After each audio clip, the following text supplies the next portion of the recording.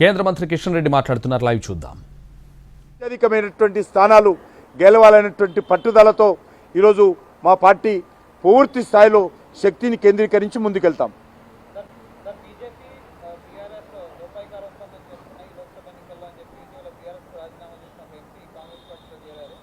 ఆయన అడిగి ఏందో ఆ సాక్ష్యాలు అడుగు మనొకటి చెప్పా. నేను ఒకటన్నా నేను చెప్తున్నా ఇప్పుడు అన్నీ నేను అనేక ఆధారాలు కాంగ్రెస్ పార్టీ బీఆర్ఎస్ ఒకటే నేను గతంలో కూడా చెప్పాను కాబట్టి ఒక్కటనే చెప్పానండి.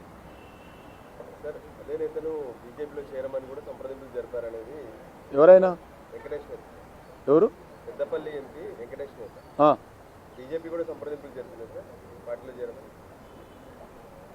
ఎవరైనా బీజేపీలో చేరుతా అంటే చేరొద్దంటమా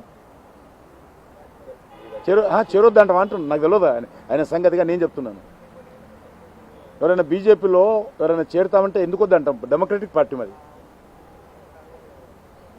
అంతేకాదు నేను మళ్ళీ మనవి చేస్తున్నాను, బీఆర్ఎస్లో ఉన్నటువంటి గ్రామస్థాయి కార్యకర్తలు కానీ సర్పంచులు కానీ లేకపోతే స్థానిక ప్రజాప్రతినిధులు కానీ పెద్ద ఎత్తున బీజేపీలో చేరుతున్నారు.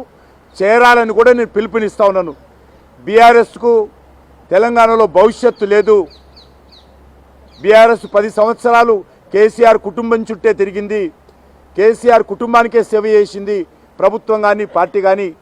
కాబట్టి ఈరోజు దేశానికి సేవ చేయడం కోసము నరేంద్ర మోడీ గారి నాయకత్వంలో బీఆర్ఎస్ కార్యకర్తలందరూ భారతీయ జనతా పార్టీలో చేరాల్సిందిగా నేను సగౌరవంగా ప్రతి ఒక్కరిని ఆహ్వానిస్తున్నాను.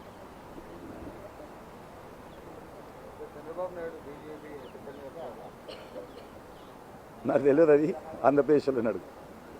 తెలంగాణ విషయం నేను ఇప్పుడే స్పష్టంగా చెప్పినా నువ్వు లేట్ వచ్చినావు. మనం చెప్పినా కదా నేను తెలంగాణలో అన్ని సీట్లకు పోటీ చేస్తామని. నేను అన్ని సీట్లకు భారతీయ జనతా పార్టీ 17 సీట్లకు పోటీ చేయబోతున్నాం.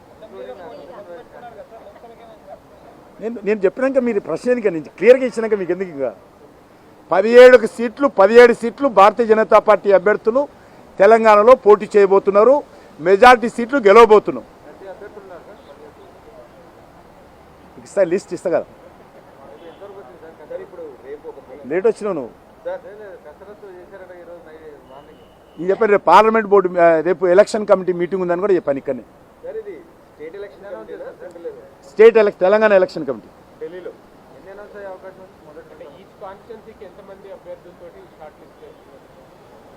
రేపు డిసైడ్ చేస్తాం. అది మా పార్టీ ఆల్ ఇండియా పార్టీ 3 లేక 4 5 ఇవ్వన్నారు. మీ ఈ యొక్క ఆల్ ఇండియా పార్టీ 3 నుంచి 5 వరకు ఇవ్వచ్చు వాళ్ళకు.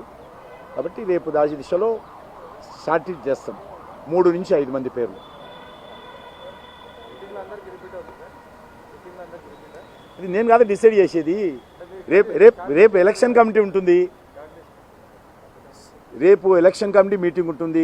అందులో కొంత పేర్లు తీస్తాము. ఫైనల్ నిర్ణయం అంతా కూడా సెంట్రల్ పార్లమెంట్ బోర్డు నిర్ణయిస్తుంది. ఏంది